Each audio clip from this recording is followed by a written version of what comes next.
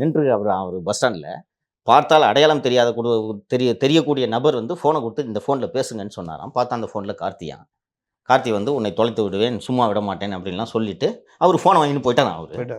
அவரும் மிரட்டிட்டு போயிருக்காரு. அதான் அவர் பதிலுக்கு 2 மிரட்டிட்டு போயிருக்காரு. போயிடு குடும்பத்தை தொலைச்சிருவேன் அப்படின்ட்டு அவரும் மிரட்டிட்டு போயிருக்காரு. இவர் போய் கம்ப்ளைண்ட் கொடுத்த உடனே நைட்டு 20 பேரை போட்டு 5 ஜீப்பை போட்டு சென்னைக்கு அனுப்பிச்சு வீட்டை கண்டுபிடிச்சி அவனை அரெஸ்ட் பண்ணிட்டு போயிட்டு இப்படி பண்ணுறாங்களாம். இப்போது இந்த நேரத்தில் இன்னொரு விஷயத்தையும் சொல்லிக் கொள்கிறேன். சனிக்கிழமை அன்னைக்கு ஜாமீன் மனு தாக்கல் செய்யப்பட்டு சனிக்கிழமை காலை ஜாமீன் மனு கார்த்திகோட ஜாமீன் மனு விசாரணைக்கு எடுத்துக்கொள்ளப்பட்டது. வெள்ளிக்கிழமை தான் கைது, 26 கைது, 27 விசாரணைக்கு எடுத்துக்கொள்ளப்பட்டது. விசாரணைக்கு எடுத்துக்கொள்ளப்பட்டு ஜட்ஜு வந்து உங்களோட ரிப்ளை ஃபைல் பண்ணுங்கள் போலீஸ்க்குன்னு கேட்கும்போது வெயிட் பண்ணி பார்க்குறாங்க ஜட்ஜு. போலீஸு ரிப்ளையை ஃபைல் பண்ணல. மாலை 5ஆவது 6ஆவது. அப்புறம் 6 மணி ஆன உடனே கூப்பிட்டு இன்ஸ்பெக்டர் வரணும் இல்லைனா எஸ்ஐ வரணும்னு சொன்னோம். இன்ஸ்பெக்டர் கேட்டால் மானாமதுரை போயிருக்காருன்றாங்க. சரி, சப் இன்ஸ்பெக்டர் இருக்காருன்னா சப் இன்ஸ்பெக்டர் அவைலபிள் இல்லைன்றாங்க. நைட்டு 8:30 வரைக்கும் கோர்ட் வாஸ் வெயிட்டிங்.